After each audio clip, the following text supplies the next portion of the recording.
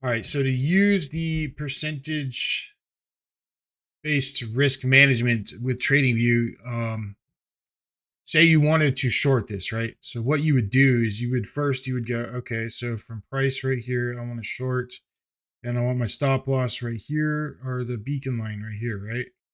And then I want to take profit at this down here at this low right here.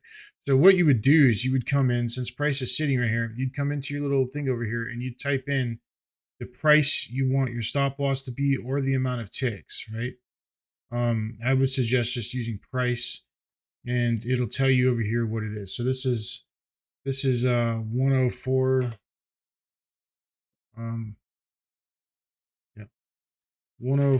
This is going to be, let's do MNQ or something, because it's just different. All right, so here we go. So we're going to come over here and we're going to do the same thing. We're going to short this from right here, and we want our stop loss to be the beacon, and then we're going to take profit at this low down here, right?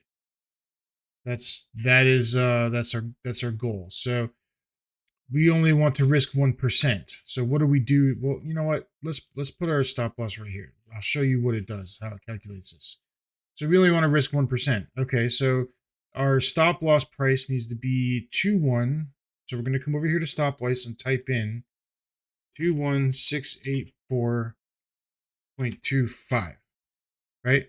And then our take profit, you don't even need to take profit to do this, but I'm going to put it in there anyways, is 60 or 2690.75, right? Now we want to risk 1%. Oh, we're selling. Okay, there we go. We want to, is it numbers right? The numbers are right. Okay. We want to risk 1%. See how it says 5 units? So it's going to put in 5 micros for me to risk 1%. Say I only want to risk 1/4%. Well, the minimum is 1, so it's going to go to one contract. Say I want to risk I want to risk 0.5%. Now this is 0.5% of your balance. Okay. So it's going to put 2 in now. So if this comes up and hits my stop loss, I'm going to lose 0.5%. Right? Now, what if I want a tighter stop loss? Okay. So I'm going to put it right here at the beacon line, right? And I'm going to go 21,599.25. So 21,599.25. And I want to risk 0.5%. Well, my unit size is 7, but I'm only risking 0.5%. It's calculating automatically. And see how it just changed? Because the price is moving around, it's gonna keep changing. Now, say I want to risk 5%. Look at that. Say I want to risk 2% or just 1%. See how it's doing that?